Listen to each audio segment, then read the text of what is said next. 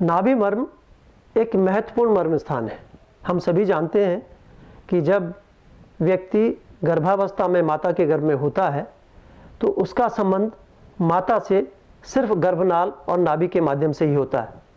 इसी के माध्यम से जो कम से कम 6 माह तक पोषण माता के गर्भ से सिर्फ नाभि के माध्यम से ही लेता है।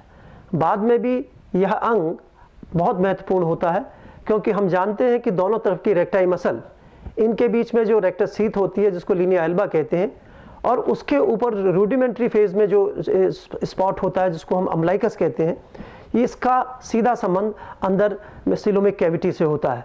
इसके नीचे कोई और स्थान नहीं है। यदि कोई भी इन्फेक्शन या कोई भी चोट नाभि पर लगती है तो सीधे वो पेरिटोनियल कैविटी में या पेट में जा सकती है, जो अत्यंत घातक हो सकती है। नाभि मर्म सद्य प्राणघातक मर्म है, और इसके नीचे इस जो हम अम्लाइकल रीजन में इंटेस्टाइन्स होती हैं, और इंटेस्टाइन्स पे यदि कोई आघात होता है तो आंतें कट सकती हैं और या उनमें कोई इन्फेक्शन हो सकता है। इसलिए इसको सद्य प्राणहर मर्म माना गया। नाभि के संदर्भ में यह जानना अत्यंत महत्वपूर्ण है कि भगवान राम और रावण के युद्ध में रावण की नाभि में भगवान राम के द्वारा तीर मारा गया था, जिससे रावण की मृत्यु हुई थी। ये अमृत का स्थान भी कहा गया है कि रावण की नाभि में अमृत था और उसको तीर के द्वारा सुखाकर उसकी मृत्यु हुई थी।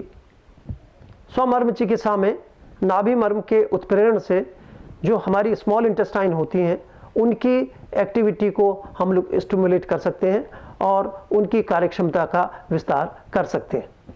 सेल्फ मर्मा थेरेपी में नाभि मर्म को स्टिमुलेट करने से जो डाइजेशन के बाद का प्रोसेस है, जिसको हम एब्जॉर्प्शन, प्रोसेस ऑफ एब्जॉर्प्शन कहते हैं, और मेटाबॉलिज्म का प्रोसेस है, वो काफ़ी इंप्रूव होता है। इसलिए सेल्फ मर्मा थेरेपी के माध्यम से इस प्रोसेस को स्टिमुलेट किया जा सकता है। ये जानना अत्यंत महत्वपूर्ण है कि नाभि, वस्ती, ये सभी मर्म जो उदर से और वक्ष से संबंधित होते हैं, सामान्य रूप से खाली पेट किए जाने चाहिए।